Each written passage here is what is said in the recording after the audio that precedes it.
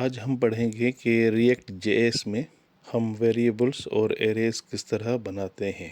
अभी मैं project react JS में शुरू करूँगा। ये वही सेम स्टेप्स हैं, इसको मैं थोड़ा फास्ट फॉरवर्ड करूँगा।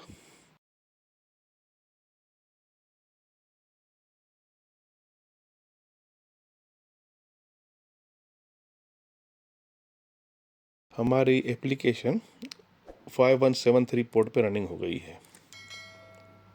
CSS यहाँ से मिटा रहा हूँ।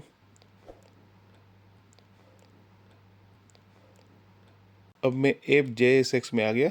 अब यहाँ से भी जो एक्स्ट्रा कोड है उसको मैं डिलीट कर रहा हूँ।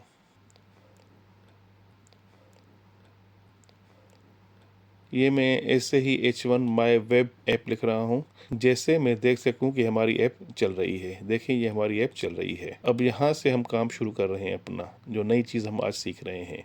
कांस्टेंट a इक्वल्स टू 2, ये वेरिएबल डिक्लेयर किया। Constant b equals to 5। इस तरह हम वेरिएबल डिक्लेयर करते हैं। वेरिएबल कांस्टेंट भी होता है, एक और भी टाइप होती है, उसको हम लेट कहते हैं। आज हम कांस्टेंट पढ़ रहे हैं।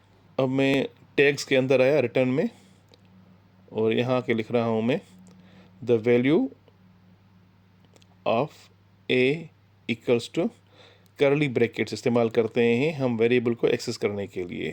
तो वेरिएबल का नाम है ए, तो यहाँ लिखूँगा मैं ए, एंड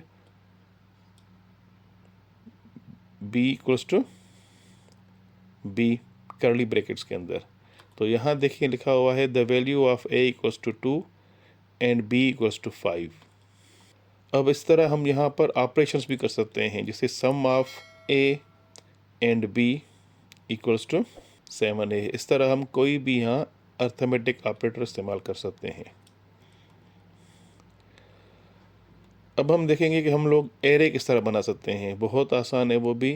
वही कांस्ट का कीवर्ड, एरे का नाम, जिसे मैंने यहाँ लिखा fruits equals to angle brackets, मैंने एप्पल लिखा, ऑरेंज, बनाना, मैंगो, ग्रेप्स। अब इसको मैं कॉल कर रहा हूँ। मैं अंदर टैग्स के अंदर आया और यहाँ मैंने यूएल की टैग एक एक्स्ट्रा बनाई और मैंने करली ब्रैकेट्स के साथ इसको स्टार्ट किया।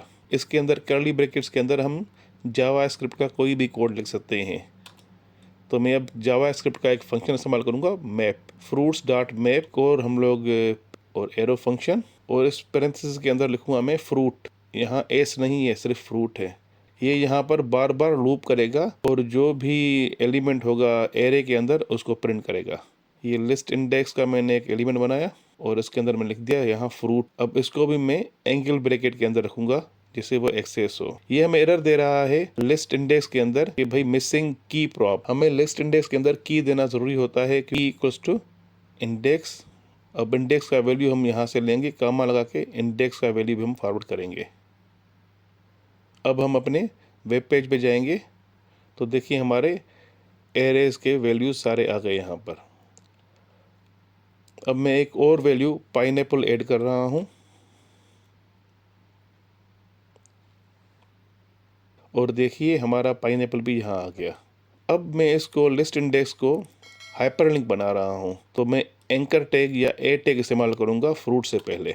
अब मैं नेविगेट नहीं कर रहा कहीं पर भी, तो मैं यहाँ बफर साइन दूंगा और एंकर टैग को मैं फ्रूट के बाद क्लोज कर दूंगा। और देखिए यहाँ हमारी हाइपरलिंक सारी बन गई। तो इस तरह हम एरे को इस्तेमाल कर सकते हैं और वेरिएबल्स को। ये था हमारा आज का लेसन। फिर मिलेंगे। Okay, bye bye.